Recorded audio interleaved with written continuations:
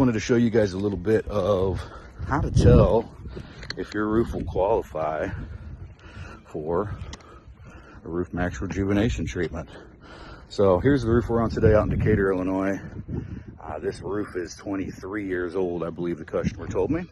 Just because your roof is brittle, dry, does not mean that it's necessarily ready to be torn off and thrown in the landfill. Everything about this roof here is in beautiful shape, with the exception of it being dry. We're about to fix that. I'm gonna let Jordan explain a little bit of this roof that we're on here, and unfortunately why this roof is not going to qualify for a Roof Maxx treatment. One, I look at granule loss. It's the first thing my eye can see. You can tell we've lost a lot of granules. You can feel it and tell they're very smooth. You can start to see through the bottom layer of the shingles as well.